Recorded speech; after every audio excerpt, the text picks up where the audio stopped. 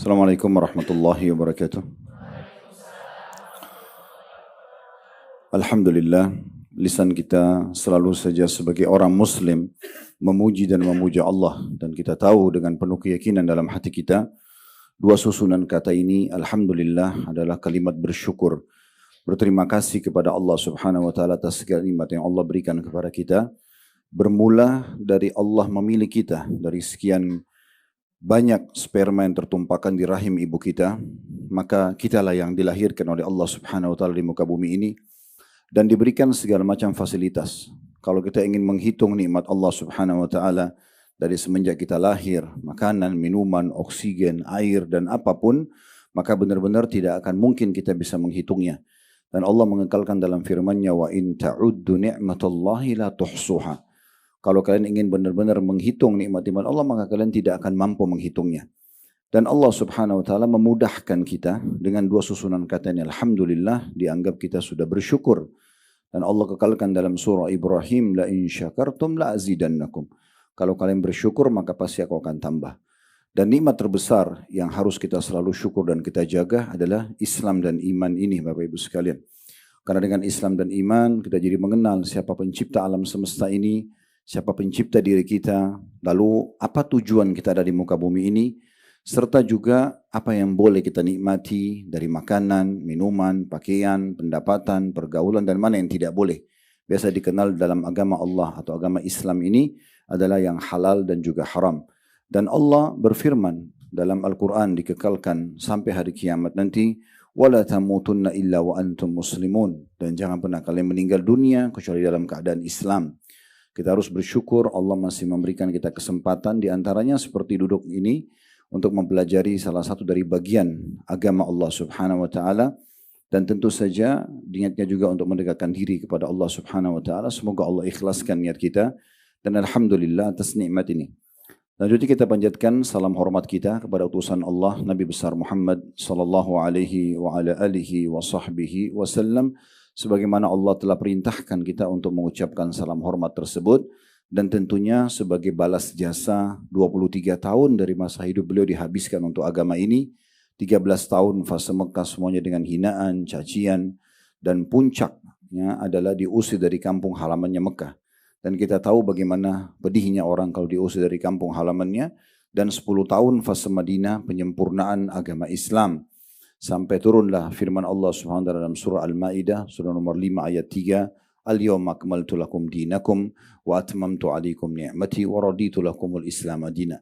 Hari ini aku sempurnakan agama kalian, itu agama Islam, dan nikmatku pada kalian, maksudnya tidak butuh lagi mencari agama lain, dan aku ridho Islam sebagai agama kalian.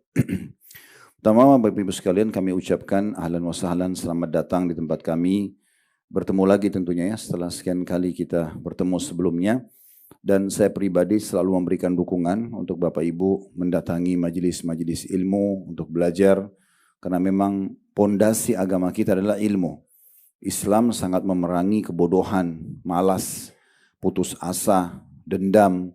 Ya, ini semua tidak ada dalam kamus seorang muslim. Yang ada adalah ilmu pengetahuan.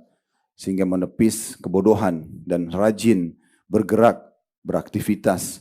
Kita tahu hampir semua gerakan ibadah kita ya atau mayoritasnya itu bergerak dengan fisik. Kita disuruh bergerak.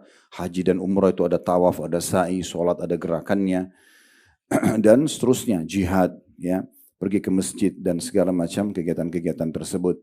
Ya, Islam juga memerintahkan kita justru memiliki karakter yang baik, akhlak yang baik dengan memaafkan kesalahan orang, dengan memberikan kesempatan orang lain, tidak ada dendam.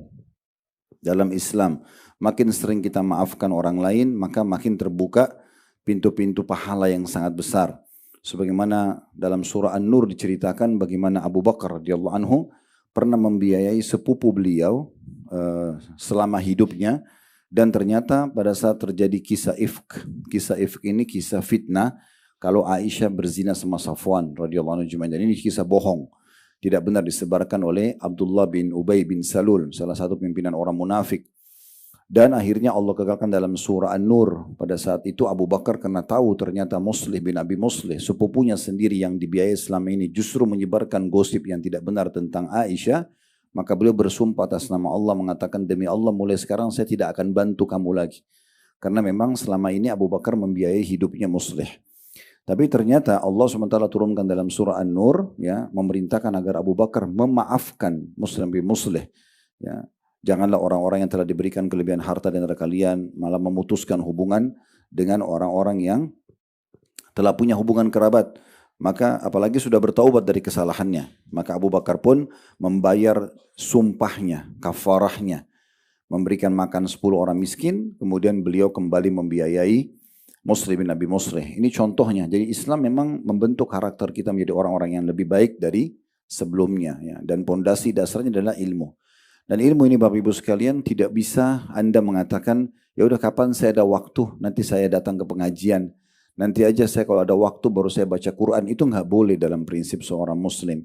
Kita harus meluangkan waktu dan Bapak Ibu harus memahami kalau belajar ilmu seperti ini lebih kita butuhkan daripada makanan pada saat lapar, minuman pada saat haus, obat pada saat sakit, dan tempat tidur pada saat capek. Karena ilmu ini agama yang akan mengajarkan ke Bapak Ibu mana makanan, mana minuman, mana obat, dan mana tempat tidur yang boleh dan tidak boleh.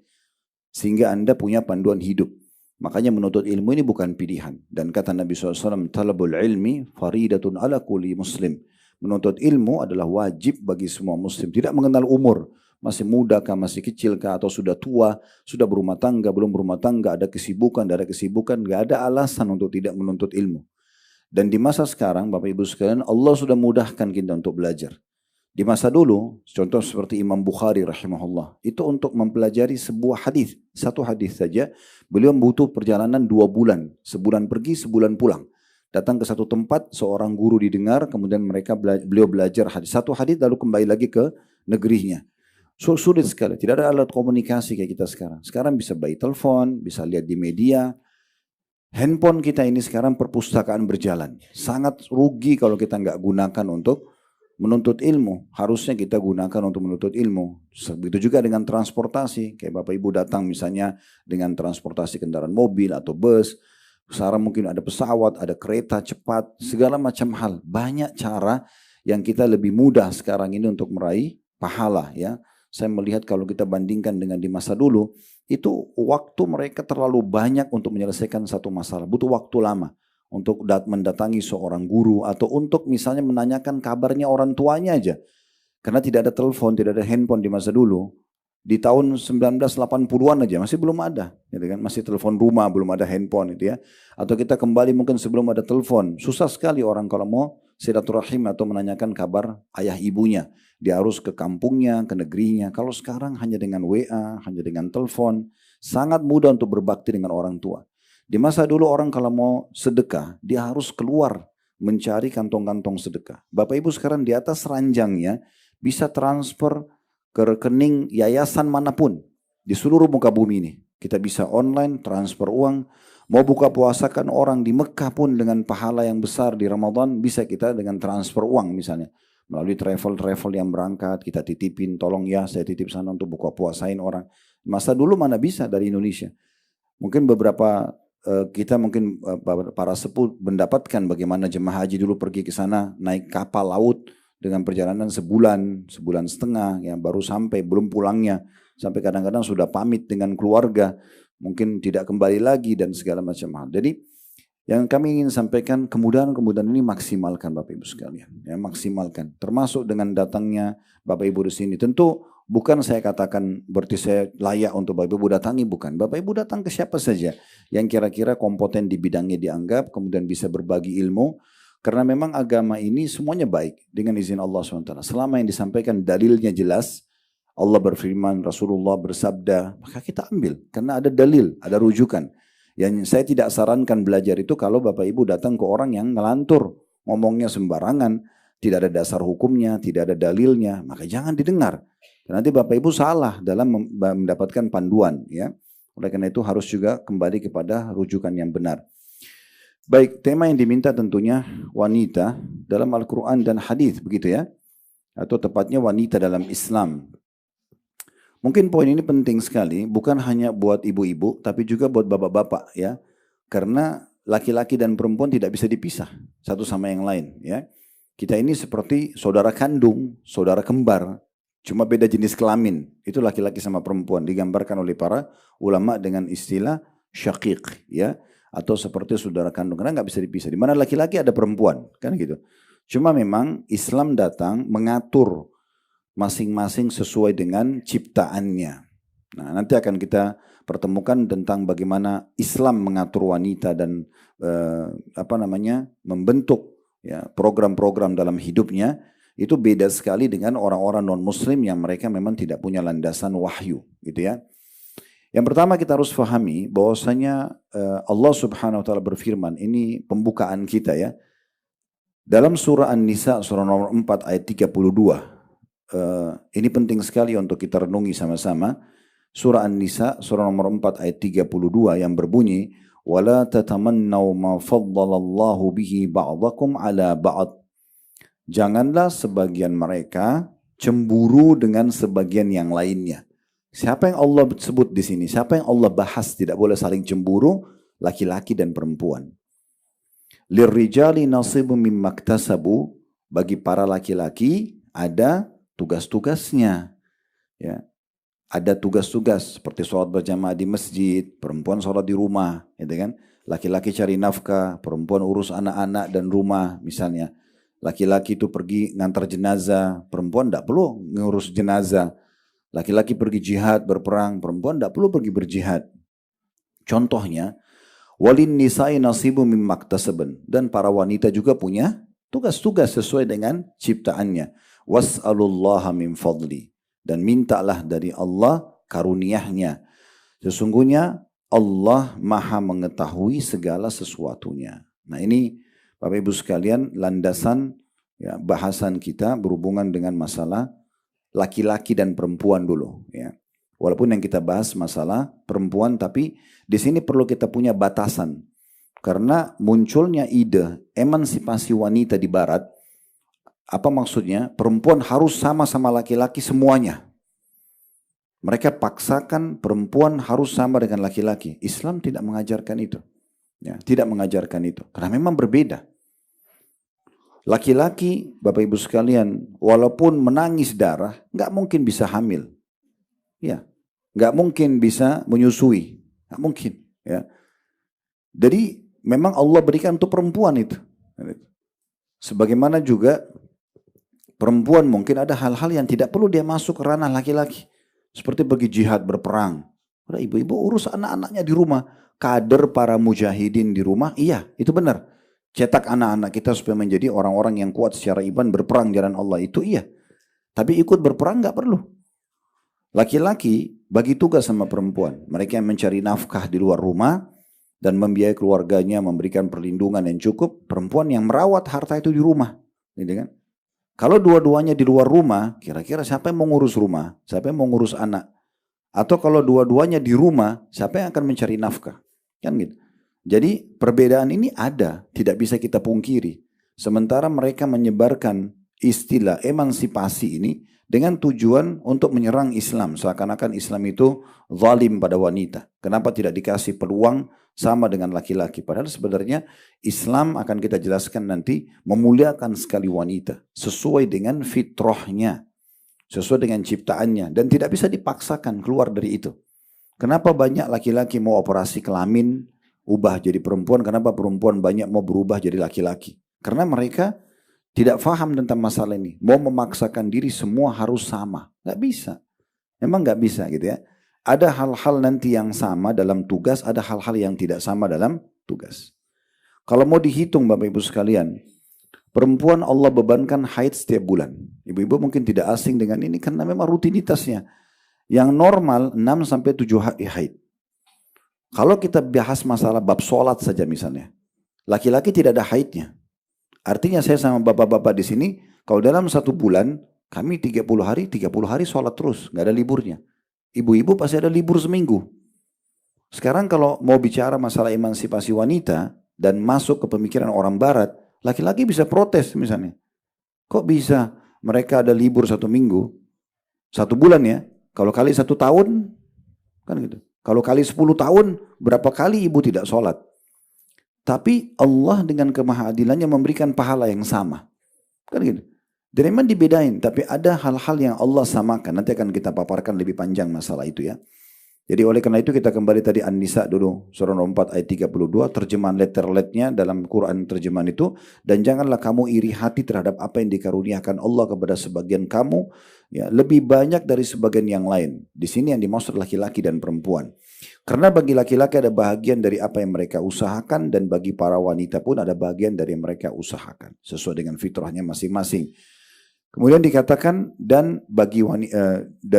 mohonlah kepada Allah sebagian dari karunia-Nya. Maksudnya kalau butuh sesuatu minta dari Allah Subhanahu wa taala, sungguhnya Allah Maha mengetahui segala sesuatunya. Islam memuliakan wanita dari banyak sisi. Kita mulai dari situ dulu. Yang pertama, sebagai contoh Allah menyebutkan dalam Al-Qur'an namanya surah wanita-wanita. Surah An-Nisa. Dan Bapak Ibu tidak akan temukan dalam Al-Quran surah Ar-Rijal. Tidak ada. An-Nisa saja, wanita. Berarti Allah peduli benar dengan ibu-ibu gitu ya. Sampai Allah berikan nama. Harusnya kalau mau bicara masalah emansipasi tadi, kalau mau ditarik dan ini tidak mungkin masuk dalam Islam, berarti harusnya ada surah Ar-Rijal juga. Tapi nggak ada. Al-Mu'minun ada, tapi umum laki-laki perempuan masuk dalamnya. Tapi An-Nisa khusus. Sebagaimana Allah SWT sebutkan Luqman, beliau adalah orang saleh. Kita tidak bicara nabi-nabi ya. Nabi-nabi memang semua dari laki-laki Allah tugaskan karena memang mereka diberikan sesuai dengan fitrahnya. Keluar di luar rumah, dakwah, berjihad, menghadapi tantangan itu laki-laki. Ya, saya sama bapak-bapak di sini memang kulit kami ini diciptakan untuk menghadapi sinar matahari, udara panas, udara dingin. Jadi kami ini nggak butuh hand body, nggak butuh sunblock, memang nggak butuh gitu ya. Karena memang Allah ciptakan untuk itu. Makanya kami itu sholat berjamaah, ngantar jenazah, cari nafkah, jihad, memang tugasnya. Ibu-ibu memang kena fitrahnya di rumah, makanya kalau keluar sedikit sensitif kulitnya. Karena memang tempatnya di rumah sebenarnya, bukan di luar gitu ya. Di luar pergi tapi kebutuhan-kebutuhan penting. Bukan hal-hal yang harus seperti laki-laki gitu. Ya, akhirnya menjadi pekerja-pekerja keras di luar, itu nggak dibutuhkan. Ya. Kalau ada yang berkata, lalu bagaimana Ustaz membiayai hidup saya? Allah Subhanahu wa taala menjamin untuk semua wanita itu sebelum menikah walinya wajib memberikan nafkah. Wali, ayah kandungnya. Kalau ayahnya meninggal, semua pengganti ayah, pamannya, saudaranya dia, gitu ya, memberikan nafkah.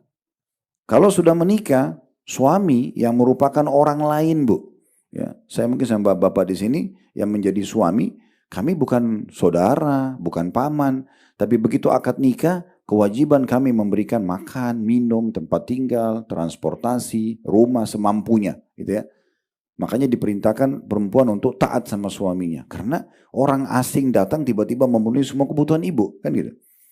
Nah ini juga bagian daripada yang harus diperhatikan. Baik, kita mulai dulu dari poin yang pertama. Allah SWT sebutkan surah An-Nisa dalam Al-Quran.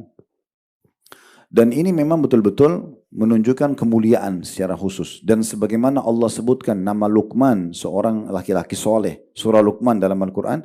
Allah juga sebutkan surah Maryam. Ya. Bukan Nabi Maryam, ibunya Nabi Isa. Tapi Allah sebutkan nama surah dengan namanya gitu ya.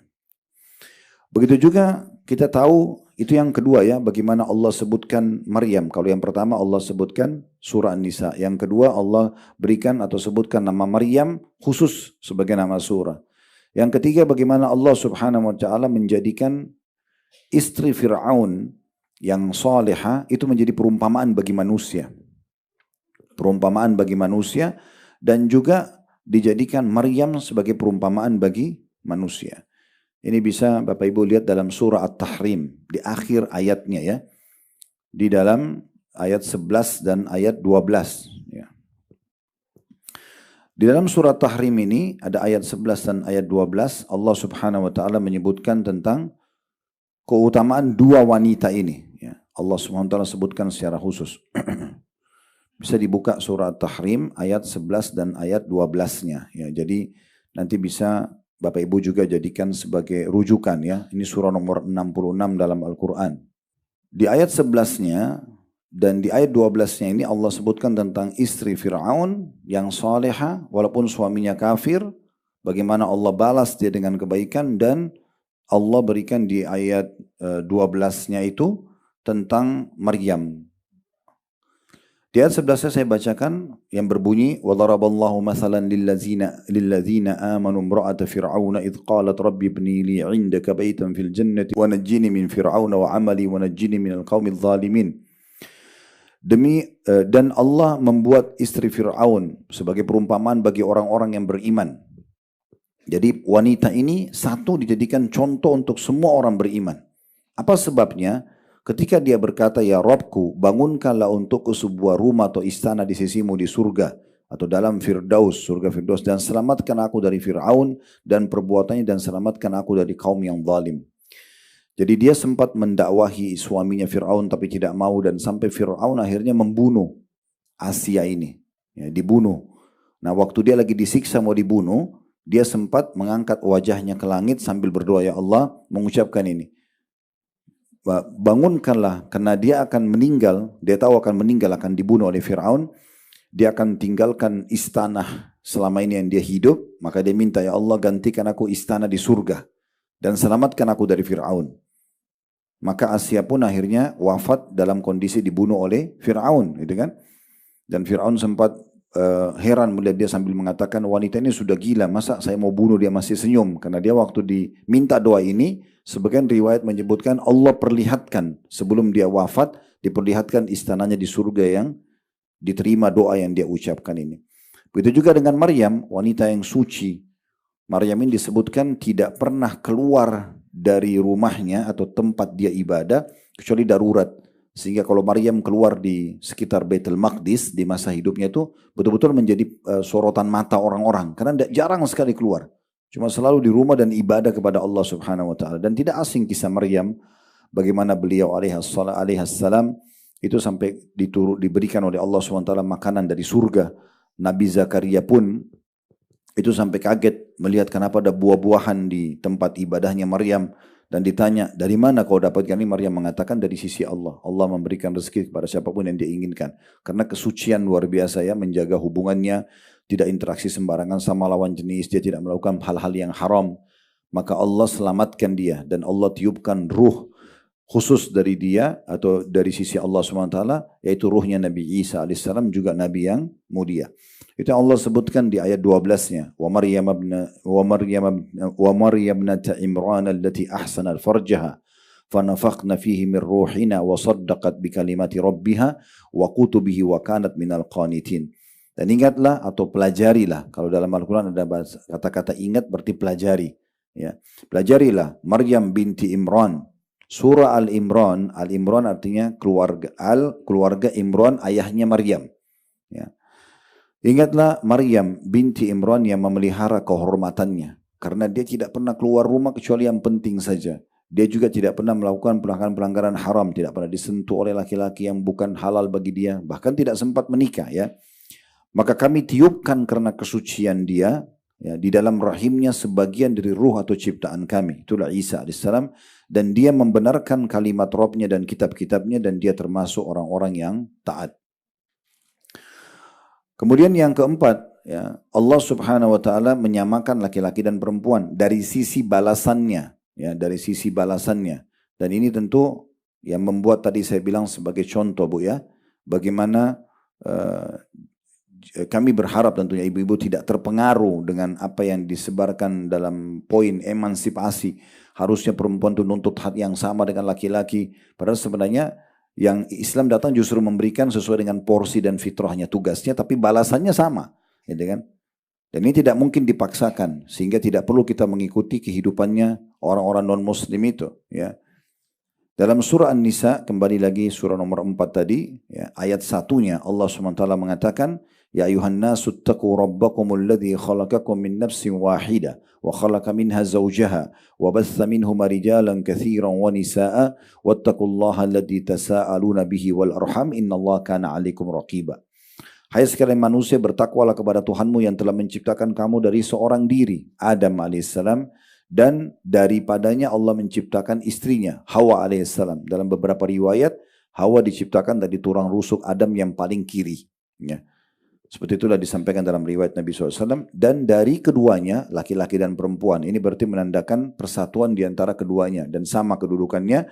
Allah telah memperkembangbiakkan laki-laki dan perempuan yang sangat banyak. Dan bertakwalah kepada Allah, maksudnya selalu tunduk kepada Allah, yang dengan mempergunakan namanya kalian saling meminta satu sama yang lain. Serta juga ya, peliharalah hubungan silaturahim, sungguhnya Allah senantiasa mengawasi kalian. Begitu juga Allah sebutkan di dalam surah Al-Ahzab, surah nomor 33 dalam Al-Quran. Ini disebutkan di ayat 35-nya. Bagaimana Allah subhanahu wa ta'ala menggabungkan, ini menandakan laki-laki dan perempuan disetarakan dalam agama Islam, ya, kedudukannya walaupun beda tugas masing-masing. Al-Ahzab surah nomor 33 ayat 35. Innal muslimina wal muslimat wal mu'minina wal mu'minati wal qanitina wal qanitati was sadiqina was sadiqati was sabirina was sabirati wal khashiina wal khashiat wal khashiina wal khashiati wal mutasaddiqina wal mutasaddiqati was saimina was saimat والصائمين والصائمات والحافظين فروجهم والحافظات والذاكرين الله كثيرا والذاكرات أعد الله لهم مغفرة وأجرا عظيما. Di sini Allah samakan laki-laki sama perempuan. Ya. Disebutkan sungguhnya laki-laki dan perempuan yang muslim, laki-laki dan perempuan yang mukmin, laki-laki dan perempuan yang selalu dalam ketaatan, laki-laki dan perempuan yang selalu jujur atau benar, laki-laki dan perempuan yang selalu sabar, laki-laki dan perempuan yang selalu khusyuk atau konsentrasi dalam ibadah kepada Allah, laki-laki dan perempuan yang suka bersedekah, laki-laki dan perempuan yang suka berpuasa, laki-laki dan perempuan yang memelihara kehormatan mereka, maksudnya tidak berzina dan tidak merusak nama baiknya, laki-laki dan perempuan yang banyak menyebut nama Allah atau berzikir, Allah telah menyediakan untuk mereka ampunan dan pahala yang besar. Di sini kita lihat Allah gabungkan laki-laki dan perempuan, laki-laki dan perempuan, itu ya. Semuanya disamakan oleh Allah Subhanahu wa taala, terutama dari sisi balasan. Walaupun tugasnya berbeda, Begitu juga selanjutnya Allah Subhanahu wa taala sebutkan di dalam surah An-Najm, ya, surah nomor 53. Di mana Allah Subhanahu wa taala menyebutkan di ayat 45-nya ya. Di ayat 45-nya Allah SWT berfirman annahu khalaqaz zawjaini dzakara wal untha, dan bahwasanya dia Allah menciptakan berpasang-pasangan pria dan wanita. Ulama masukkan dalil ini tentang masalah penyamaan dalam Islam laki-laki dan perempuan. Artinya betul-betul Islam memuliakan wanita dan menyamakan dengan laki-laki sebagaimana Allah sebutkan. Begitu juga disebutkan dalam surah Al-Qiyamah, surah nomor 75 ya, dalam Al-Quran di ayat 39 ya. Faja'ala minhu zawjaini dzakara wal untha, dan Allah menjadikan daripadanya, maksudnya dari ya Adam dan Hawa pasangan sepasang laki-laki dan perempuan, atau Allah jadikan dari sisinya sepasang laki-laki dan juga perempuan. Selanjutnya kita masuk yang kelima ya. Di sini kedudukan wanita dalam Islam adalah kedudukannya sebagai anak perempuan. Kedudukan sebagai anak perempuan ya. Jadi dalam Islam ini anak perempuan punya kedudukan yang luar biasa, dan bagaimana Allah Subhanahu wa taala menghardik dan menyalahkan orang-orang kafir Quraisy di masa jahiliyah pada saat mereka mengubur hidup-hidup anak perempuan mereka. Karena tersebar isu waktu itu kalau punya anak perempuan, maka anak perempuan ini ya sulit menjaganya. Karena kapan dia hamil di luar nikah nanti namanya orang tuanya rusak, dia tidak bisa dibanggakan untuk menjadi seorang kesatria di medan perang, dia tidak bisa mencari nafkah, maka mereka anggap itu memalukan. Jadi kalau mereka punya anak perempuan biasanya kalau sudah lebih dari 2, 3 itu ada yang pasti dikubur, dibunuh hidup-hidup. Allah mengatakan wa idza mau'ulatun su'ilat. Pada saat anak-anak bayi yang dikubur hidup-hidup itu bi'ayyi dzambin kutilat. Kenapa mereka sampai dibunuh? Islam datang justru memuliakan anak perempuan.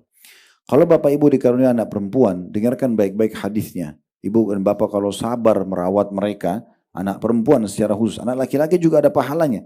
Tapi anak perempuan ini ada ekstra, karena menjaganya hati-hati sekali. Saya tidak menyarankan perzinahan, tapi kalau laki-laki berzina, dia nggak akan hamil. Tapi kalau perempuan berzina, hamil, ini sudah rusak semua masa depannya. Kan gitu, setetes sperma masuk, dia hamil, udah rusak semua masa depannya, rusak nama keluarganya, anak yang lahir nggak jelas statusnya dan segala macam hal. Makanya kata Nabi SAW, man ala jariyataini hatta tabluga ja'a yaumal qiyamati ana wa huwa wa dhamma asabi'ah. Hadis riwayat Muslim. Siapa yang benar-benar merawat dua anak perempuannya, ya, disebutkan sini dua anak perempuannya sampai balik, ya. Kalau sudah balik dia bertanggung jawab sendiri, walaupun dia tetap mengawasi, tapi dia terus sabar dari kecil diurus, ya mungkin banyak sekali dari bayi banyak keperluan yang kita penuhi sampai dia balik, maka nanti orang tua yang mengurus dua anak perempuannya ini akan bersama aku di surga seperti ini. Nabi SAW menyatukan jari-jari beliau. Ya, berarti menandakan kedekatan orang yang mengurus anak perempuan dengan Nabi SAW hari kiamat itu luar biasa. Sangat dekat. Begitu juga dengan ada riwayat yang sahih, diriwayatkan juga oleh Imam Muslim. Kata Aisyah radhiyallahu anha, ja'atni miskinatun tahmilu ibnataini laha. Telah datang seorang wanita yang miskin kepadaku, kata Aisyah radhiyallahu anha suatu hari, dan membawa dua anak perempuannya. Fa'at'amtuha thalatha tamaratin. Dan aku akhirnya memberikan 3 butir kurma kepadanya. Karena dalam riwayat lain juga dijelaskan, Aisyah mengatakan waktu ibu itu datang yang orang miskin ini membawa 2 anak perempuannya, kebetulan aku tidak punya apa-apa di rumah kecuali tinggal 3 butir kurma saja. Maka aku pun memberikan kepada ibu tersebut. Lalu dikatakan fa'atat kulla wahidatin minhuma tamrah. Lalu kemudian ibu ini waktu saya berikan 3 butir kurma, dia bagi sebutir buat anaknya yang di kanan, sebutir yang buat di kiri, sebutir buat dia, 3 butir kurma. Dalam kondisi ibu ini sangat butuh makanan. Nah rupanya karena asyik ngobrol sama Aisyah, dia belum sempat makan kurmanya, kedua anaknya sudah menghabiskan kurma mereka. Warafa'at ila fiha tamratan litakulaha. Pada saat ibu itu mengangkat kurma untuk dia makan punya dia, fastat'amatha ibnataha. Maka kedua anak perempuannya minta tambahan, ya, minta kurma lagi, padahal dia sendiri belum makan. Fashaqqatit tamrata allati kanat turidu an ta'kulaha bainahuma. Kemudian ibu itu akhirnya membagi 2 kurma dia untuk dikasih kepada kedua anak perempuannya. Dia sendiri kelaparan tapi dia berkorban untuk 2 anak perempuannya tadi gitu ya. Kemudian dikatakan fa'ajabani sya'nuha fadzakartu alladhi sana'at li Rasulillah sallallahu alaihi wasallam. Maka kata Aisyah, saya pun kagum dengan pengorbanan ibu ini walaupun sederhana, hanya sekedar menahan laparnya dan mendahulukan kedua anaknya. Padahal anaknya sudah dapat tadi makanan itu ya. Dan aku sebutkan itu kepada Nabi SAW, ya Rasulullah begini tadi ceritanya.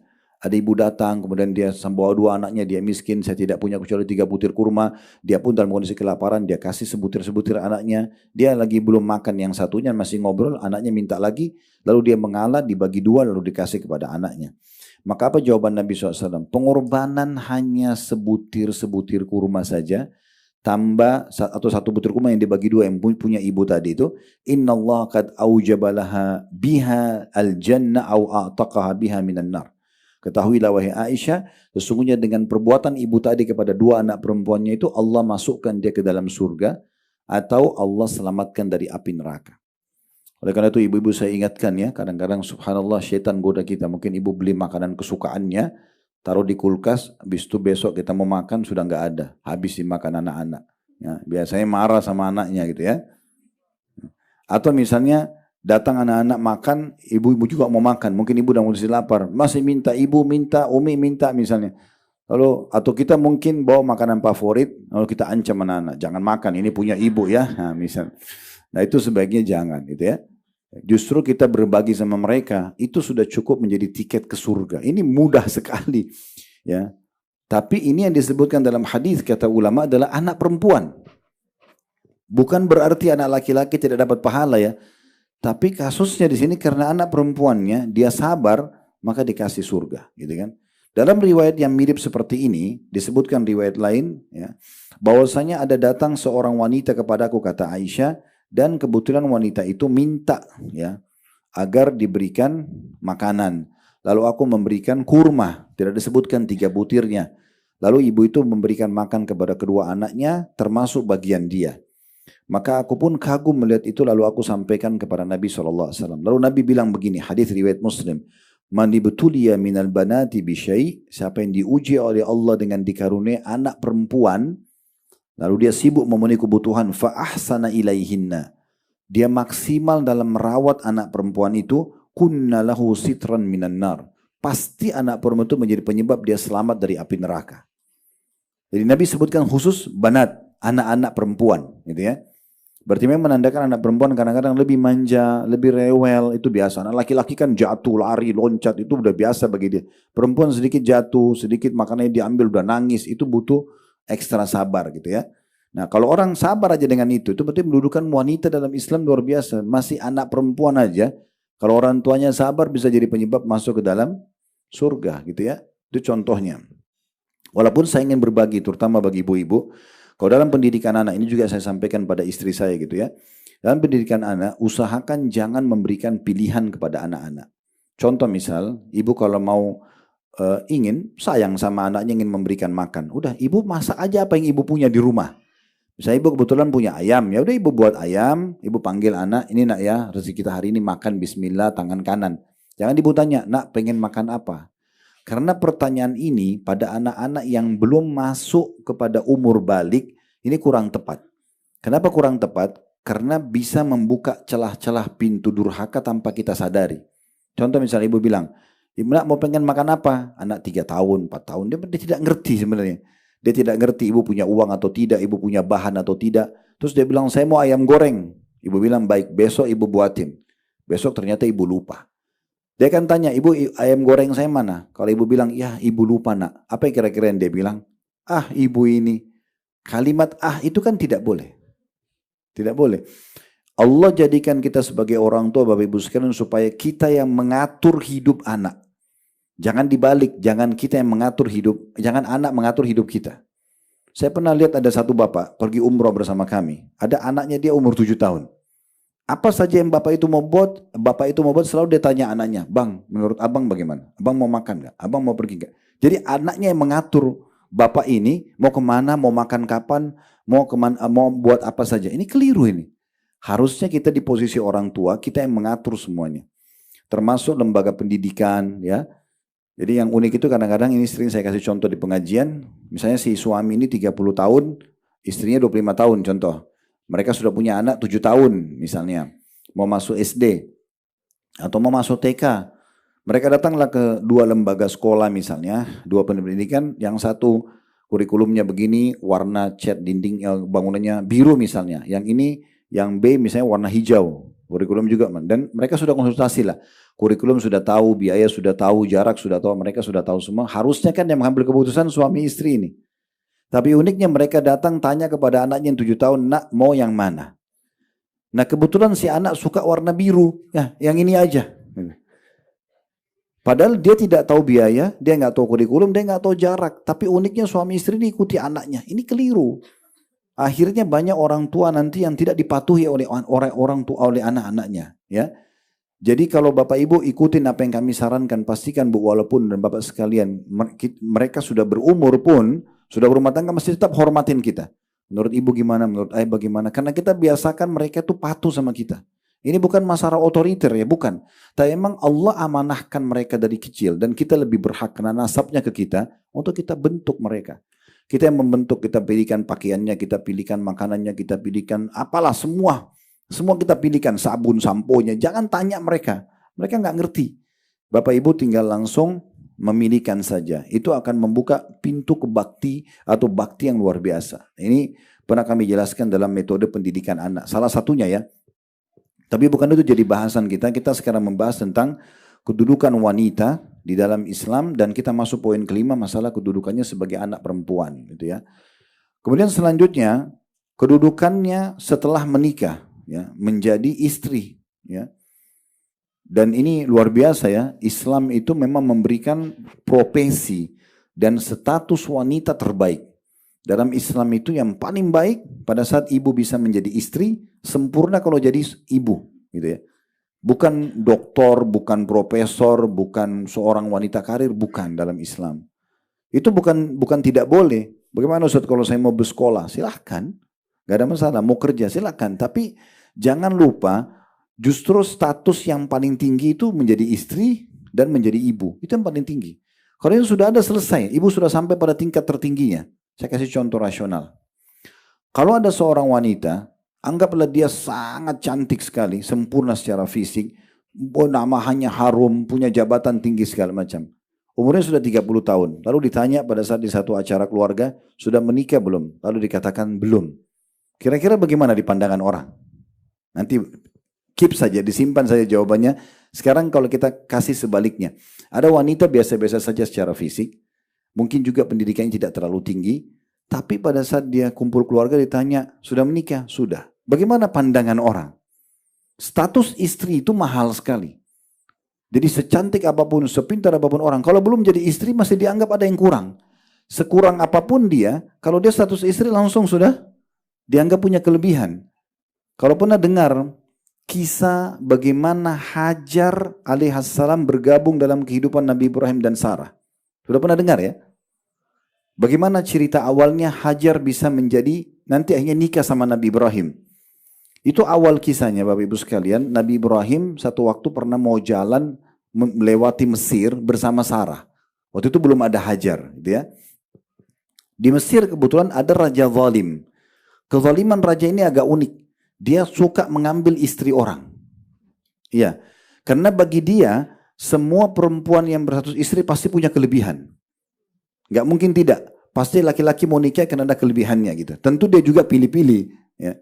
Tapi yang jelas Sarah ini karena sangat cantik, ya, orangnya secara fisik sempurna. Terus Nabi Ibrahim bilang, ini nanti, hai Sarah, kalau kita masuk ke Mesir ini, ada raja zalim, suka ngambil istri orang. Supaya kamu tidak diambil sama dia nanti, kalau kamu ditanya, kamu ini siapa? Bilang saudara saya. Maksudnya saudara dalam iman, gitu kan? Karena dia zalim. Kalau saya ditanya, saya juga bilang kamu saudari saya. Tapi waktu masuk di Mesir, ternyata karena sangat cantik Sarah ini, prajurit-prajurit dari zalim ini nggak pakai mau percaya, nggak mau lagi nanya kamu saudara atau bukan, diambil dibawa ke raja langsung. Raja juga dalam riwayat itu disebutkan karena cantiknya Sarah dia tidak sabar dia mau jamah. Sarah pun berdoa kepada Allah Subhanahu wa taala agar diselamatkan dari keburukan raja ini. Tiba-tiba stroke tangannya, nggak bisa bergerak. Lalu di dalam kamar itu yang dia mau perkosa Sarah ini, maaf ini bahasa gitu. Jadi dia bilang, apa yang kau buat sama saya? Kata raja itu. Kata Sarah, saya berdoa sama Tuhan saya untuk diselamatkan dari keburukan kamu. Kamu mau jahat dengan saya. Lalu dia bilang, kalau gitu minta sama Tuhanmu agar saya disembuhkan. Saya tidak akan ganggu kamu lagi. Sarah berdoa depan dia, ya Allah sembuhkan orang ini. Karena minta doa ini spontan Allah terima, sembuh tiba-tiba. Raja ini pikir, ini main-main. Gitu. Kok bisa stroke tiba-tiba sembuh? Dia mau jama yang kedua kali Bapak Ibu sekalian. Tetap dia mau perkosa lagi. Sarah berdoa lagi. Stroke dua-dua tangannya. Ya. Akhirnya dia bilang, apa yang kau buat sama saya? Kata Sarah, saya berdoa sama Tuhan saya. Diselamatkan dari keburukan kamu. Maka dia bilang, berdoalah sama Tuhanmu. Saya janji tidak akan ganggu kamu. Sarah berdoa lagi. Ya Allah sembuhkan orang ini. Sembuh tiba-tiba. Belum kapok. Yang ketiga kali. Dia masih mau jama lagi. Coba Bapak Ibu baca kisah itu ya. Itu kisah masyhur. Maka Sarah berdoa, semua badan raja itu stroke kecuali mukanya saja. Dia udah gak bisa bergerak. Lalu dia mengatakan, apa yang kau buat? Kata Sarah, saya berdoa sama Tuhan saya. Selamatkan dari keburukan. Dia bilang, saya benar-benar sekarang berjanji tidak akan ganggu kamu lagi. Dan saya akan panggil semua staf saya lah ya di kerajaan ini untuk jadi saksi. Berdoa saja supaya saya disembuhkan. Akhirnya Sarah berdoa, raja ini sekarang percaya sudah. Kalau ini pasti ada bantuan dari dia tidak yakin sama Allah, raja itu zalim, dia tidak orang kafir. Maka dia pasti ada bantuan yang dari dia tidak bisa jangkau. Maka supaya dia tidak menurut dia, supaya Sarah tidak berdoa lagi keburukan buat dia hadiahkan wanita terbaik Mesir namanya Hajar. Nah dikasihlah hadiah untuk Sarah gitu ya. Supaya nanti Sarah nggak berdoa lagi buruk buat dia. Nah itu awal kisahnya Hajar gabung sama Sarah. Dan tentu kisahnya cukup panjang sampai akhirnya Sarah suka mendengar Nabi Ibrahim mohon agar dikasih anak, tapi Sarah mandul. Baru dia bebaskan, dia berikan Hajar kepada Ibrahim untuk dinikahi lalu menjadi istri lah dia. Tapi awal kisahnya itu Raja Mesir zalim ini suka ngambil istri orang karena status istri. Itu mahal sekali itu, ya. Itu mahal sekali. Makanya kadang-kadang ada banyak orang sedih. Maaf kalau ada akhwat kita di sini belum nikah, saya tidak maksud apa-apa, cuma memberikan gambaran. Karena kalau belum nikah sudah 25 tahun, sudah 30 tahun. Orang tuanya pun kepikiran. Saya punya kisah unik waktu haji. Di travel yang Allah amanahkan. Ada satu bapak datang kepada saya di musim haji. Di Mina, pas lagi di kami ihram, lalu dia bilang, Ustaz, saya mau nyampaikan sesuatu. Saya bilang, baik silakan Pak. Dia cerita lah, beliau guru apa segala macam. Terus dia bilang, saya ini haji sama istri saya, dibiayai oleh anak saya. Tapi anak saya ini sudah 30 tahun atau 32 tahun belum menikah. Cuma karirnya tinggi. Bagus jabatannya, pendapatan. Saya haji ini dibiayai oleh dia sama istri saya. Cuma saya kepikiran ini, anak perempuan saya belum menikah. Itu fitrahnya orang tua. Kalau laki-laki 30 tahun masih biasa-biasa aja. Perempuan sudah jadi, karena ada masa manufos. Dia tidak bisa produksi lagi manusia gitu kan. Gak bisa hamil. Maka dia bilang, tolong Ustaz, bisa bantu cariin jodoh. Baik, saya bilang insya Allah Pak, mudah-mudahan kita, Allah mudahin ya, saya tidak punya gambaran sekarang. Tapi di Indonesia kami kebetulan punya yayasan namanya Mawaddah Indonesia. Itu memang seperti biro jodoh syar'i ya. Ya, tapi ada tata cara dan ini yang kita hindari, ini bukan biro jodoh orang buka website langsung lihat semua foto orang, enggak. Ada cara mekanisme yang membuat tidak ada terjadi itu tentunya ya. Dan Alhamdulillah setiap pekan ada saja yang menikah melalui yayasan kami, Alhamdulillah. Yang penting, saya nanti kita bantu Pak. Subhanallah, saya ini sering bercanda dengan jemaah laki-laki. Biasanya saya sama jemaah-jemaah laki-laki yang tidak bawa istri walaupun sudah menikah atau yang memang masih bujang. Saya sering panggil, bujang-bujang sini gitu. Sambil bercanda gitu ya. Sama-sama ke masjid, sama-sama ke taklim biasanya. Pas habis selesai haji tanggal 13 Zulhijjah, tanggal 14-nya saya mau pergi sholat duhur di Masjid Haram bersama dengan beberapa jemaah yang memang tidak bawa istrinya. Terus saya bilang, ayo bujang-bujang, ayo ke masjid semua. Nah, kebetulan saya juga sambil bilang, saya juga ini bujang karena gak bawa istri, saya bilang gitu, sambil bercanda.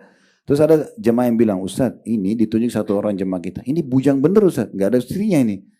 Satu orang ini belum nikah. Saya panggil dia, memang betul antum belum nikah? Belum. Terus tiba-tiba saya ingat bapak itu.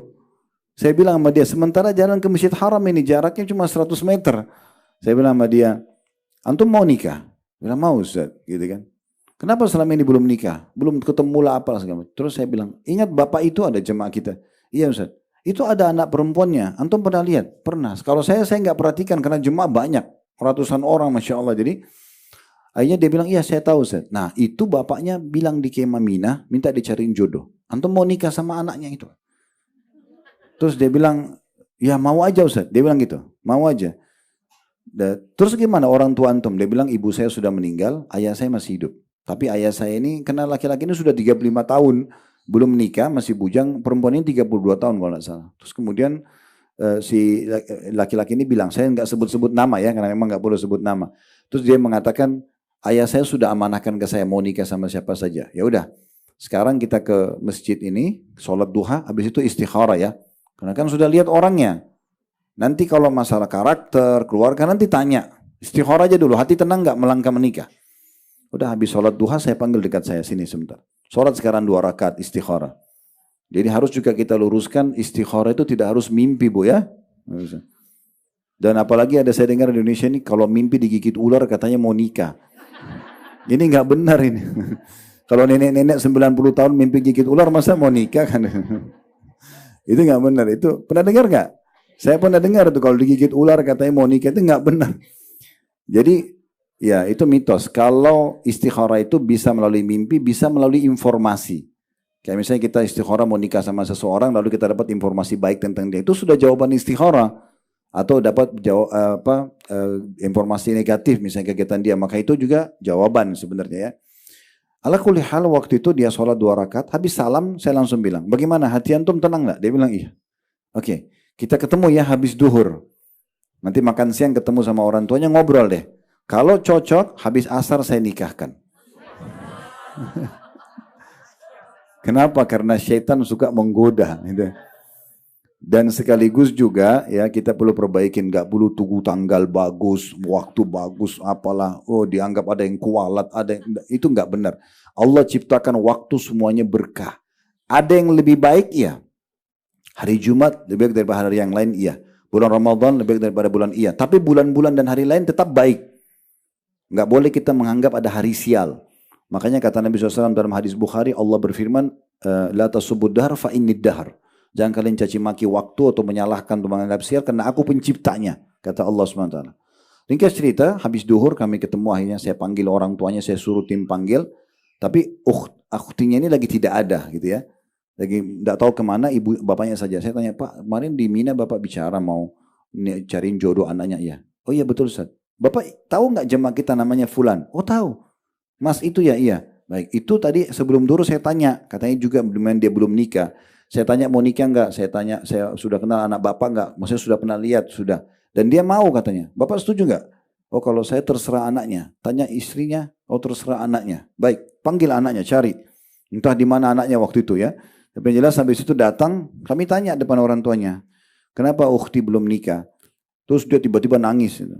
Karena dia bilang saya masih mau bakti sama orang tua saya masih mau, saya ini baru hijrah, sudah mulai ikut taklim, nanti takut suami saya larang taklim, apalah banyak syubhat gitu. Semua syubhat itu saya coba jawab, akhirnya saya sampaikan, nah ini ada jemaah kita sudah tahu orang ini, dia bilang ya saya kenal, itu tadi saya tawarin dan dia mau, ayah juga kemarin bicara di kemah, katanya mau nikah. Kalau mau, sekarang istikharahkan. Kalau memang cocok, habis asar saya nikahkan. Nanti di Indonesia baru acaranya. Tapi nikah di Mekah dulu. Nikah syar'i dulu gitu ya. Akhirnya mereka, saya bilang habis makan siang silakan. Mereka bilang Ustaz tidak usah makan siang. Tidak jadi makan siang karena sudah mau istikharah. Kaget dengan berita ini. Kebetulan saya satu lantai sama mereka. Jadi kamarnya bersebelahan. Saya juga sendirian waktu itu. Mereka habis istikharah. Setengah jam, 1 jam datang. Ini matanya sudah bengkak pada nangis-nangis ini. Terus kemudian datang habis itu, ya Ustadz, apa-apa kami setuju. Ya udah, saya cari ini si Bujang, telepon teman-teman. Mana Bujang ini? Bujang tidak ada. Saya cari nggak ketemu. Cari teman-teman jemaah nggak ada. Ternyata dia lagi tidur dia. Ini suruh bangun di kamar. Bangun ini jodoh antum sudah datang. Akhirnya bangun dia. Datang ke kamar terus ngobrol di situ mungkin setengah jam, nanya apapun yang jadi beban pikiran, bagaimana ini semua oke, cocok, klop ya. Habis asar nikah ya, nikah, alhamdulillah habis asar menikah. Jadi subhanallah, sebenarnya semuanya itu bisa saja mudah itu ya, cuman banyak orang persulit. Jadi saya sarankan juga status istri ini dimuliakan dan dimudahkan. Sebagaimana juga nanti kalau kita bahas laki-laki, status suami itu mulia sekali ya. Jadi saya sarankan Bapak Ibu jangan persulit pernikahan anak-anak ya. Dan ini saran saya saja, jangan hubungkan pernikahan untuk mendapat status istri atau suami itu dengan prestasi dunia. Tidak harus orang menikah itu sarjana dulu, tidak harus. Apalagi S2, apalagi S3. Sudah sarjana, cari kerja dulu nak. Sudah kerja harus punya rumah dulu nak, harus punya mobil dulu, harus punya motor dulu. Ini syahwatnya dia ini mengganggu dia. Bapak ibu ngomong gitu pada anaknya, enak pasangannya ada, anak kita kesian gitu kan. Maka nggak boleh egois, nikahkan mereka, nggak ada masalah gitu ya. Para sahabat Nabi, para tabi'in, orang-orang soleh dulu itu kalau mereka mau menikah, mereka lihat hari ini, mereka lamar, besok sudah jadi suami istri. Oke, kalau ada yang bertanya, Ustaz, bagaimana caranya kami bisa mengenal pasangan kami, atau anak-anak kami kenal pasangannya tanpa pacaran? Oh gampang sekali, cuma 4 kaidah dasarnya. Yang pertama nazar syar'i, itu teori agama. Melihat sesuatu yang menarik dari calon pasangan kita. Tapi nggak boleh, jangan lihat foto saja ya. Foto bisa menipu sekarang. Ya, bisa diedit-edit segala macam gitu ya. Tapi harus ngelihat langsung dan yang dilihat wajah dan telapak tangan. Ini sudah mewakili fisik. Muka akan selalu interaksi, telapak tangan juga mewakili tentang fisik. Jadi tidak perlu lihat dadanya, lihat rambutnya, lihat segala macam itu enggak. Nadhar syari. Kata Nabi SAW kepada sahabat yang mau menikah, lihatlah sesuatu yang bisa menarik dari calon pasanganmu. Gitu kan? Kemudian yang kedua, kenali keluarganya. Secara umum saja. Oh keluarga ini dikenal keluarga baik-baik di kampungnya atau di kota. Itu cukup, itu sudah cukup. Keluarga pendidikan. Itu sudah mewakili siapa orang yang akan kita menikah. Secara umum. Kemudian yang ketiga, tentu keluarga baik-baik kita berharap juga buah tidak akan jauh dari pohonnya gitu ya. Yang ketiga, itu lingkungannya. Kita bisa tanya calon pasangan ini kalau weekend paling bagus tuh kalau lagi santai, lagi libur, Sabtu Ahad misalnya, ngapain aja. Kalau dia bilang, oh saya setiap weekend ke diskotik, ke bar, misalnya. Contoh, ya itu. Atau ada yang mengatakan, oh kalau saya weekend biasa saya bakti sama ibu saya hadir majelis ilmu, saya ke perpustakaan. Nah kan kita sudah ambil kesimpulan, sederhana sekali gitu. Yang keempat tinggal istikharah. Selesai gitu ya. Bapak ibu yang khawatir anak-anaknya bergaul bebas, paling gampang nikahkan. Menambah 1 piring makanan di atas meja makan kita untuk anak mantu, lebih baik sehingga anak kita aman daripada kita biarkan dia bergaul bebas. Akhirnya rusak nama kita, rusak namanya dia. Kan gitu. Itu lebih baik. Ini poin yang mungkin perlu kami kasih masukan. Tapi ini cuma penawaran saja ya. Maksudnya saran saja. Bukan sebuah keharusan tentunya. Untuk mempermudah masalah status pernikahan tadi. Nah, kalau perempuan sudah jadi istri, coba renungi ibu-ibu yang status istri ini luar biasa. Banyak sekali hadis keutamaannya. Tapi hadis ini, kalau kita renungi baik-baik ini luar biasa. Kata Nabi SAW mungkin dalam hadis riwayat Ahmad. Idza shollat khamsaha. Kalau perempuan itu sudah menjaga sholat 5 waktunya. Status istri ya. Dia sholat 5 waktu. Di sini ibu, perlu renungi, ibu nggak disebutkan sholat sunnah. Sholat qobliyah, sholat ba'diyah, sholat dua, sholat taubat, sholat wudu, sholat malam nggak disebutin. Artinya kalau ibu kerjakan sholat sunnah sudah nilai plus itu.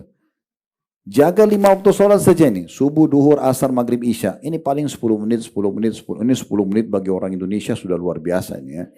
Karena kita ahli banget kalau lomba sholat bisa juara. Jadi anggaplah 10 menit ya.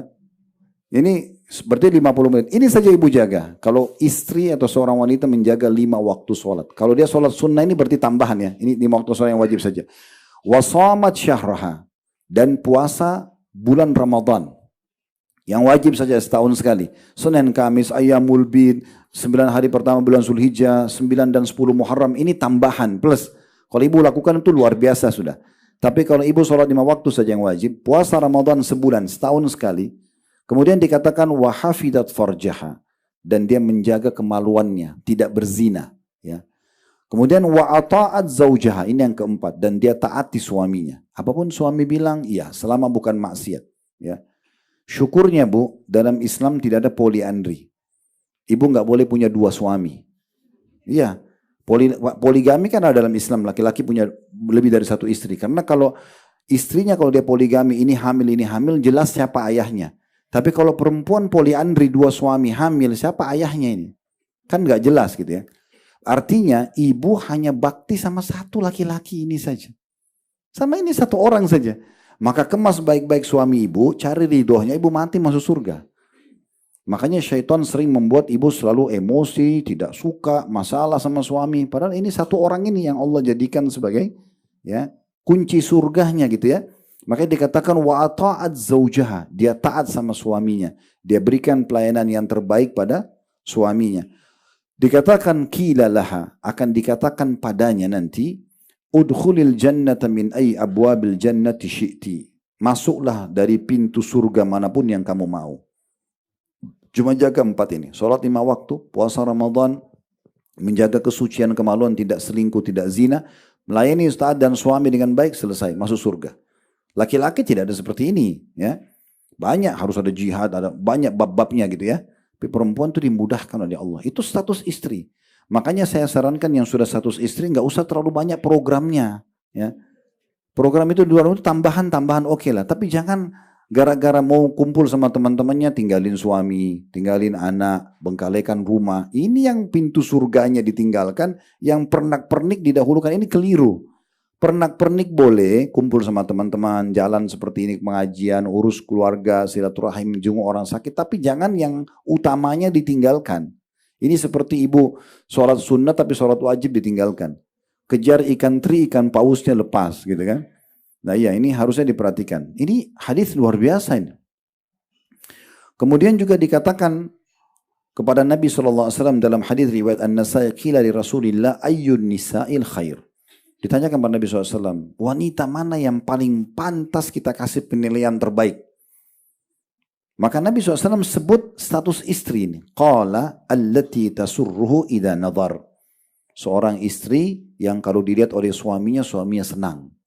Selalu senyum, selalu ramah, tatapan matanya syahdu, ucapannya santun, jamaan tangannya ramah, hatinya selalu lembut. Itu kalau dilihat oleh suaminya suka. Kalau suami ibu mau ibu pakai baju merah, pakai saja merah, nggak apa-apa. Biar ibu nggak suka, nggak apa-apa. Karena ibu pakai buat dia, bukan buat ibu, gitu kan? Kalau ibu dilarang pakai daster, jangan pakai daster depan dia maksudnya, ya. Jadi apa saja yang dia mau, kalau dilihat itu kata Nabi SAW, ini wanita terbaik. Suaminya suka apa itu? Suami suka ibu nanta rumah seperti ini, ya tata seperti itu saja. Suami suka ibu masak ini, masak itu saja, selesai, gitu kan? Ibu kalau mau disayang sama suaminya, saya kasih resepnya, mau nggak? Ini jaga 3 hal saja. Jaga pandangan matanya. Benar, apa yang suami suka, ibu ya penuhi. Yang dijual maaf oleh perempuan pelacur di luar sana yang banyak ganggu rumah tangga orang, yang membuat pandangan laki-laki suka. Bajunya seksi, ya, suka berpenampilan seperti apalah, ya, ngerayu ini segala macam. Itu kan yang dijual sama dia ya. Itu yang dijual. Harusnya ini ada pada istri, bukan pada pelacur ini. Kadang-kadang banyak laki-laki tergoda dengan mereka, padahal sebenarnya cuma menipu. Dia menggoda, tipu. Dia pakai, semua laki-laki lain yang sama. Kalau istri kan hanya untuk suaminya. Jadi semua yang suami suka, pakai. Ya, lihatkan, perlihatkan itu. Yang suami tidak suka, jangan. Ibu tahu ada keluarga kami bercerai, Bu. Saya tanya suaminya, kenapa bercerai? Ini menikah puluhan tahun. Karena dekat sama saya suaminya mengatakan begini, karena saya tidak suka istri saya rambut pendek. Dia ngomong gitu. Itu cerai gara-gara itu sebabnya. Tapi karena tidak ada yang korek dari dia, tidak ada yang tahu. Saya duduk, kenapa mau cerai? Masalahnya, dia bilang saya tidak suka istri saya rambut pendek. Saya suka yang rambut panjang. Saya ini kalau di luar rumah, lihat perempuan rambut panjang, saya tergoda. Jadi saya mau istri saya rambutnya panjang. Tapi kalau saya bilang rambutmu dijaga ya, enggak. Saya begini terserah mau terima atau tidak terima ya sudah. Tapi dia sabar sekian tahun meledak juga. Jadi bom waktu. Udah ditinggalin istrinya. Karena selalu nggak mau dengar gitu. Salahnya apa sih kalau rambutnya dipanjangin suaminya mau?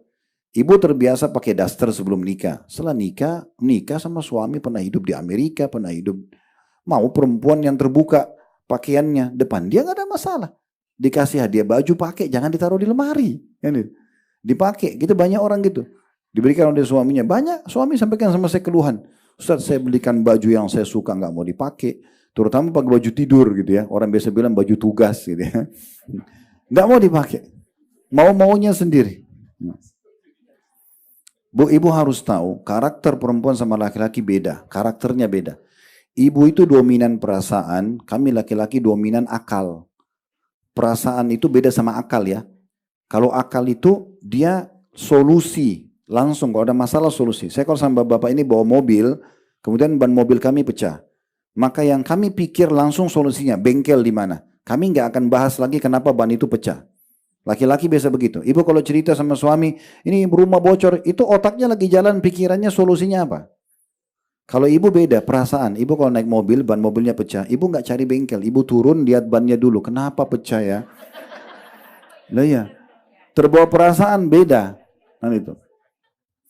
Jadi ada hal-hal karakter. Nah, karakter juga sama. Karena ibu dominan perasaan. Ibu kalau sudah cinta sama suami, Bu, maaf ini saya cuma kasih gambaran. Kalaupun suami datang kerja, mungkin dia belum mandi, tapi dia ingin menggaul sama ibu. Ibu biasa aja. Bagi ibu tuh, saya cinta sama dia kok nggak apa-apa, bawa keringat dikit nggak apa-apa. Tapi kalau laki-laki nggak gitu. Ibu bawa bawang, ibu bawa pete, bawa apa, dia nggak mau dekat. Karena dia akal, walaupun dia cinta sama istrinya, beda. Kan gitu.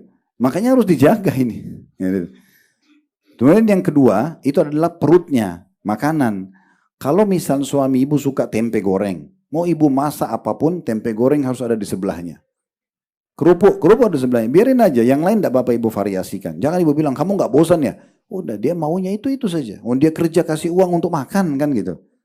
Yang ketiga kemaluannya, biologis. Sperma itu panas, Bu. Kalau tidak dituangkan itu emosi bawaannya.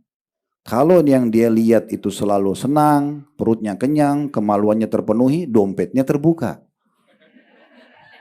Ini penampilannya sudah berantakan, makanannya nggak enak, diajak biologis nggak mau, terus minta duit, nggak ada, kan gitu. Itu. Baik, maaf Pak ya, kita buka rahasia. Baik, ini diantaranya. Begitu juga dalam hadis yang sahih diriwayatkan Tirmidzi dan Ibnu Majah. Ini kalau ibu selama hidup selalu baik sama suami, statusnya ya, selalu santun, selalu ramah, sehingga suami itu kayak merasa tidak bisa hidup tanpa ibu. Karena ibu selalu manjakan dia, sayang dia, berikan perhatian, penuhi kebutuhannya, buka lemari semuanya rapi, yang dia mau pakai pakaian ada, yang makanannya ada, semua yang semampunya gitu ya.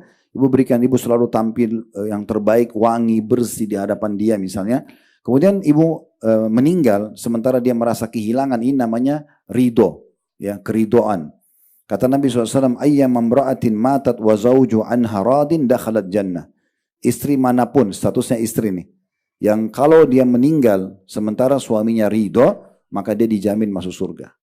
Jadi usahakan ibu kalau meninggal, itu suaminya bilang, wah ini istri saya meninggal, gimana caranya mencarikan gantinya, susah. Gitu. Iya, jangan sampai ibu meninggal, kemudian suami bilang, Alhamdulillahi Rabbil Alamin. Meninggal orang yang selama ini cerewet, banyak tuntutan, susah diatur. Dan ini hadisnya begitu, ya. Saya ketemu dengan satu pejabat kita, tapi beliau ditugaskan di luar negeri, tidak sengaja ketemu di bandara Jeddah kemarin, kemudian ngobrol-ngobrol. Ternyata cukup tinggi jabatannya. Kemudian dia bicara sama saya umurnya mungkin 60 tahunan. Saya bilang, Bapak nggak sama ibu jalan? Oh Ustaz, istri saya baru saja meninggal gitu ya. Terus saya sambil bercanda, Bapak nggak nikah lagi? Aduh susah Ustaz, saya soalnya di mana-mana kebayang dia terus. Jadi saya nggak bisa nikah lagi, ngomong gitu. Karena selama ini selalu istrinya ada di hadapannya. Ada satu teman saya, teman dekat saya, doktor, beliau ngajar di Jami' Imam di Riyadh. Dia cerita, tapi ini pengalaman dia pribadi ya. Dia mungkin tidak tahu kita di Indonesia, tapi dia bicara pribadi. Dia bilang, saya sering kali kalau pulang ke Saudi, setiap datang ke Indonesia, beliau bisnis kebetulan, bolak-balik saya kenal baik, beliau sering bolak-balik ke Indonesia. Nah, bilang satu waktu, saya biasa kalau balik itu 9 jam penerbangan, istirahat tidur, sholat, makan, tidur gitu kan. Tapi ada satu penerbangan dia bilang, saya tidak bisa tidur. 8 jam itu saya terbuka mata saya terus. Karena di sebelah saya ada suami istri, orang Indonesia dia bilang, bapak ibu ini. Itu mereka sepanjang jalan tidak tidur. Yang dikerjakan oleh istrinya dia bilang, ini yang mengganggu saya dia bilang. Ini setiap suaminya, lihat apa, istrinya sudah berdiri. Dan dia bisa baca suami ini lagi haus, butuh air kah. Pokoknya suaminya dipijitin 8 jam non-stop. Terus dia bilang, apa semua perempuan Indonesia begitu? Dia tidak tahu kalau cuma ibu itu mungkin, ya Allah. Tapi dia bilang itu mengganggu saya. Ternyata ibu ini bukan pikirin dirinya, tapi pikirin suaminya. Itu luar biasa gitu. Ya. Intinya sebenarnya teman-teman sekalian, terutama ibu-ibu, menjadi status istri itu luar biasa. Kedudukan dalam Islam. Dan dimudahkan mendapatkan banyak kelebihan-kelebihan gitu ya. Kemudian selanjutnya, yang terakhir mungkin, yang ketujuh adalah kedudukannya sebagai ibu. Nah ini lebih tinggi lagi. Kalau ada orang di antara ibu-ibu hadis ini sudah bergabung dua status ini, sudah istri, sudah ibu, ada anak. Nah sama tadi contoh rasionalnya. Kalau ada seorang ibu mungkin ya, dia mungkin biasa saja secara fisik, tapi dia gendong anak. Terus ditanya sama, itu anaknya ibu ya? Iya. Itu pasti di mata masyarakat punya penilaian tinggi ya, beda. Dengan orang mungkin sangat cantik sekali, tapi maaf belum punya keturunan. Sudah lama menikah. Kemudian ditanya, ibu ada anaknya? Enggak ada. Itu pasti beda penilaian. Maaf kalau di sini ada ya, bukan saya maksud saya tidak kenal ibu-ibu sekalian, tapi ini contoh saja. Untuk menunjukkan bahwasanya kalau ada orang sudah sampai pada level status ibu, itu tinggi sekali. Nilainya di sisi agama dan juga di mata masyarakat. Dan tentu tidak asing buat kita ya, bagaimana harusnya kita bakti pada ibu kita. Ada cerita satu dosen kami dulu di Saudi, di Madinah. Beliau cerita, dia bilang dia pernah sama istrinya satu waktu di Jerman, jalan, itu lagi pergi ke sana sama keluarganya. Terus dia lihat ada satu ibu tua. Ibu tua ini sudah sangat tua dan susah jalan pakai tongkat. Dia mau menyeberang melewati lampu merah itu nggak ada yang memberikan jalan. Sudah sekian lama gitu, dari jarak jauh dilihat oleh dosen kami ini. Dia bilang lalu saya jalan sama istri saya, terus saya minta istri saya untuk gandeng tangan ibu itu, saya yang berhentiin mobil-mobil gitu, terus jalan lah. Setelah sampai ke seberang, ibu tua itu mengatakan, siapa kalian ini nak? Gitu. Kata ibu itu, bilang kami ini dari Saudi datang. Ya, beragama apa? Dikatakan Muslim. Kenapa kalian bantu saya tadi? Kata dosen kami, ya itu diperintahkan dalam agama kami, dalam Islam. Kebetulan orang itu non-Muslim. Itu diperintahkan dalam agama kami. Kami harus berbuat baik sama semua orang, gitu kan? Apalagi di umur Anda ini, Anda seperti ibu kami. Kalau dalam agama ini, ibu kami itu kami muliakan sekali. Dia katakan, nak perlu kalian tahu, saya ini hampir tiap hari melakukan aktivitas yang sama di sini. Saya harus menunggu berjam-jam, hanya menunggu kapan saya dikasih kesempatan jalan. Mungkin kalau saya dulu masih muda, saya jalan mungkin semua berhenti mobil itu. Tapi karena saya sudah tahu tidak dimuliakan. Gitu ya. Berapa banyak orang di Amerika sama di Eropa, ibu-ibu dan bapak sekalian, itu pada saat mereka sudah sukses dan ibunya sudah tua, itu mereka tidak tinggal sama-sama. Ditaruh di panti jompo. Di panti jompo dibayar panti jompo. Ada sampai pada level di sana mereka itu keadaannya kalau orang tuanya meninggal, sudah meninggal di teleponnya, ini sudah meninggal, ya sudah berapa biaya pemakamannya saya transfer. Mereka nggak peduli. Mereka anggap itu jadi beban kalau harus urus orang tuanya. Beda sekali dengan Islam. Kita justru mau muda, mau tua, ibu ayah kita harus bakti. Apalagi ibu. Nah dalam bab bakti sama orang tua, kita harus pahami poin ini juga ya. Dalam pelayanan, ibu kita didahulukan. Pelayanan. Misal ibu kita mengatakan, nak tolong ambilin ibu air. Misal, ayah kita mengatakan, nak tolong ambilin ayah air. Yang mana kita dahulukan? Ibu kita. Ini maksud daripada hadis waktu seorang sahabat mengatakan, ya Rasulullah, siapa yang paling pantas saya layani? Kata Nabi SAW, ibumu. Sampai 3 kali baru ayahmu. Ini pelayanan. Bukan dalam segala hal, Bu. Ya, bukan dalam segala hal. Ada hal-hal yang ibu tidak boleh masuk ke ranah itu. Seperti contohnya nasabnya anak. Walaupun ibu yang mengandung, 9 bulan tetap nasab itu kepada ayahnya. Anak perempuan tidak boleh nikah kecuali dengan izin ayahnya. Ini wali. Biar ibu setuju nikah anaknya ibu, tapi kalau ayahnya tidak setuju nggak boleh.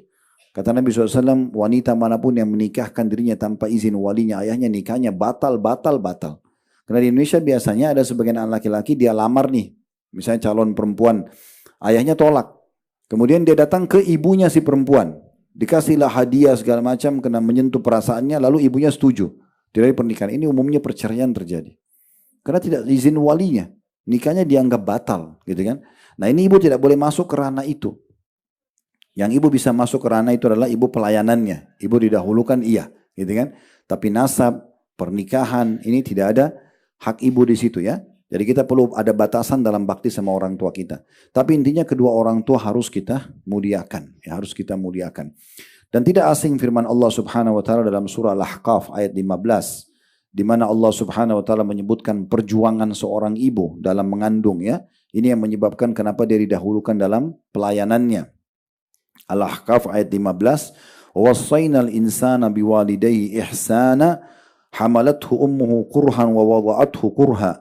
وحمله وفصاله 30 شهرا حتى إذا بلغ أشده وبلغ 40 سنة قال ربي أوزعني أن أشكر نعمتك التي أنعمت علي وعلى والدي وأن أعمل صالحا ترضاه وأصلح لي في ذريتي إني تبت إليك وإني من المسلمين. Terjemahannya, kami perintahkan kepada manusia supaya berbuat baik kepada ibu bapak atau kedua ibu bapaknya. Ibunya mengandungnya dengan susah payah dan melahirkannya juga dengan susah payah. Mengandungnya sampai menyapinya, menyusuinya adalah 30 bulan. Ini yang paling sempurna. 2 tahun menyusui ya, dan sisanya mengandung. Sehingga apabila dia telah dewasa si anak ini dan mencapai umur 40 tahun, ini kita dianjurkan semua kita kalau sudah sampai 40 tahun selalu ulangi doa ini. Dia mengatakan, ya Tuhanku, tunjukilah aku untuk mensyukuri nikmat Engkau yang telah Engkau berikan kepadaku dan kepada ibu bapakku, dan supaya aku dapat berbuat amal yang saleh yang Engkau ridhoi. Berilah kebaikan kepadaku dengan memberi kebaikan kepada anak cucuku. Sesungguhnya aku bertobat kepadamu dan sungguhnya aku termasuk orang-orang yang berserah diri. Telah datang kepada Ibnu Umar telah datang kepada Nabi SAW, Bapak Ibu sekalian, ini riwayat yang sahih, riwayat Bukhari Muslim ya. Telah datang kepada Nabi SAW mengatakan, ya Rasulullah, saya ingin berperang bersama anda, saya ingin hijrah dengan anda, tinggal di Madinah, sholat dengan anda. Ini amalan yang luar biasa, mulia sekali gitu ya. Kemudian Nabi SAW tanya yang paling pertama ya, apakah kedua orang tua masih hidup? Dia mengatakan iya. Kata Nabi SAW, pulanglah dan berjihadlah pada keduanya. Ya, padahal itu anak muda itu tadinya mau pindah ke Madinah, mau tinggal dengan Nabi, mau sholat dengan Nabi, mau perang dengan Nabi, tapi Nabi SAW suruh dia bakti sama orang tuanya. Saya yang berbagi sebuah poin Bapak Ibu sekalian, bagi anda yang hadir sini masih diberikan kesempatan orang tuanya masih hidup, maka jangan sia-siakan. Ya, banyak orang di antara kita itu gembira sekali kalau temannya telepon, sahabatnya, apalah bestinya, gitu ya. Ya, pasti dia luar biasa, mau berjam-jam pun ngomong dia sedia. Tapi kalau ibunya telepon, ayahnya telepon, sudah ya saya lagi sibuk, atau sengaja tidak dijawab gitu kan. Nah ini harus diperbaikin ya. Walaupun orang tua kita itu lebih rendah secara pendidikan, mungkin lebih kurang secara fisik ya, tetap saja mereka lebih mulia daripada kita. Dengan mereka lah kita bisa lahir di muka bumi ini. Ini harus betul-betul kita ketahui ya. Dan tentunya taat pada orang tua ini juga ya pada batasan yang tidak ada pelanggaran agama. Kalau orang tua kita suruh kita berbuat dosa, nggak boleh kita ikut. Tapi kalau selama bukan perbuatan dosa, kita wajib untuk memenuhinya. Tidak boleh kita menolaknya ya. Dan bagaimana orang-orang yang coba berusaha memaksimalkan berbakti sama orang tuanya, dia harus tahu batasan ini. Kalau orang tua kita misal, maaf, ibu berjilbab, lalu orang tua mengatakan buka jilbab una, ini nggak boleh ibu patuh. Nggak boleh ibu patuh. Atau kita mau sholat, ibu kita mengatakan atau ayah kita mengatakan jangan sholat, itu tidak boleh kita patuh. Karena kata Nabi SAW, la ta'ata ya li makhlukin fi ma'siyati khaliq. Tidak ada ketaatan pada makhluk yang berbuat maksiat kepada sang pencipta. Ini tidak boleh. Tapi kalau selama bukan maksiat, dahulukan orang tua kita.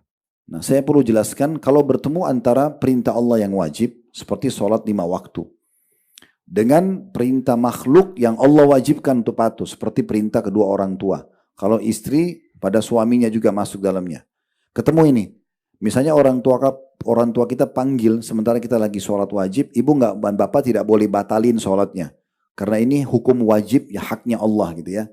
Tapi kalau ibu dan bapak sedang kerjakan yang disunnahkan oleh Allah atau hak Allah sunnah seperti ibu dan bapak lagi sholat sunnah, dipanggil oleh orang tua atau oleh suami kalau istri, maka wajib dibatalkan sholat sunnahnya karena ini wajib dijawab. Ya, karena sudah amalan sunnah. Sama kalau istri sedang puasa sunnah, suaminya minta batalin, dia batalin puasa sunnahnya, gitu kan? Tapi jangan ibu sengaja godain ya, kamu bilang dong supaya saya batal, gitu ya. Nanti. Ya, baik. Jadi seperti itu kurang lebih. Dan dalam bakti sama orang tua ini sebenarnya tidak akan pernah bisa kita balas jasa orang tua kita, walaupun Bapak Ibu sekalian kita sudah memberikan apapun di muka bumi ini. Tidak bisa kita balas. Karena dasarnya kita lahir dari mereka. Walaupun orang tua kita dasarnya tidak berbuat baik sama kita. Anggaplah ada seseorang yang ibu ayahnya membuang dia waktu kecil. Udah ditaruh di pinggir jalan, ibunya ayahnya bercerai tidak diperhatikan. Sampai besar dia jadi sukses. Tetap tidak gugur wajib bakti pada orang tuanya. Apalagi kalau orang tuanya itu dasarnya orang-orang yang baik gitu ya. Orang-orang yang mengurus dari kecil itu betul-betul malah tidak boleh sama sekali. Saya tutup dengan poin penting juga, sebagai orang tua, ya usahakan jangan pernah mengucapkan kata-kata buruk buat anak-anak, ya nggak boleh. Ingat bu ya dan bapak saya, terutama ibu-ibu karena banyak aktivitas sama anak-anak. Kalau Allah karuniai ibu anak atau cucu yang aktif, itu aktif bukan nakal, harus dibedakan itu, ya. Nakal itu sebenarnya tidak masuk, nakal itu di umur anak-anak masih kecil itu tidak masuk. Nakal itu sudah balik. Terus dia sudah tahu benar tidak baik, benar dan salah, lalu dia buat, itu baru namanya nakal. Kalau anak 3 tahun, 4 tahun, 7 tahun, ini bukan nakal namanya. Karena mereka nggak paham, mereka masih dalam tahap belajar, ini aktif. Syekh Sudais, seorang imam Masjid Haram pernah ditanya, apa rahasianya kenapa Anda menjadi imam haram sukses sampai puluhan tahun seperti ini? Dia bilang doa ibu saya.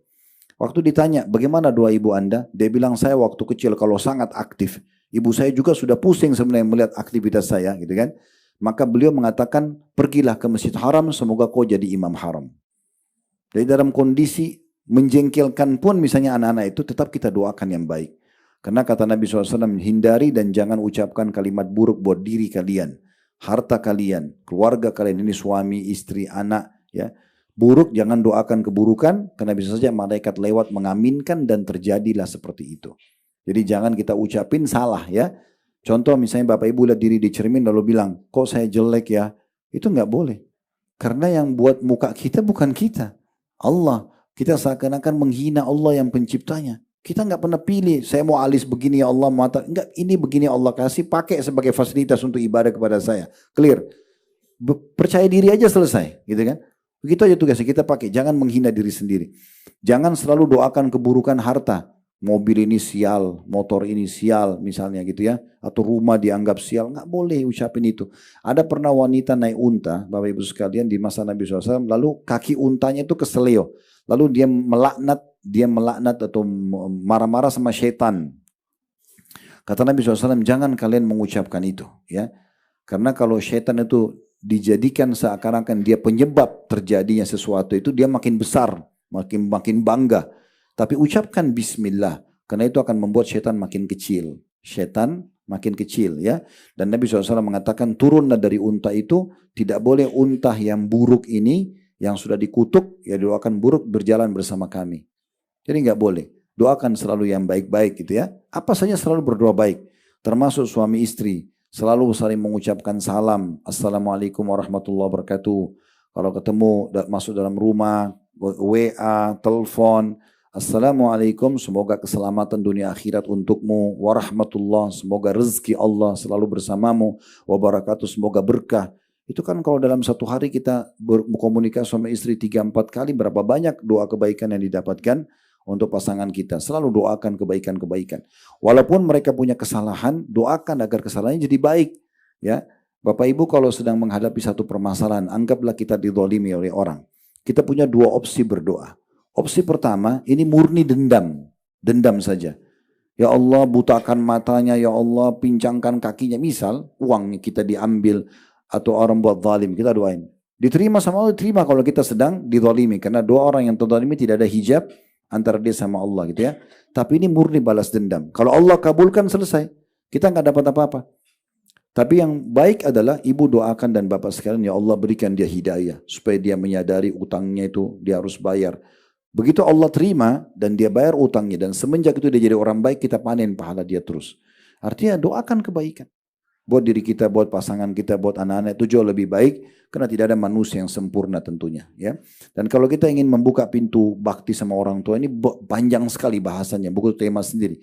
Tapi yang ingin kita titip pesankan, kalau ada seorang wanita sudah sampai pada status ibu, itu luar biasa. Kedudukannya sangat tinggi di sisi Allah subhanahu wa ta'ala.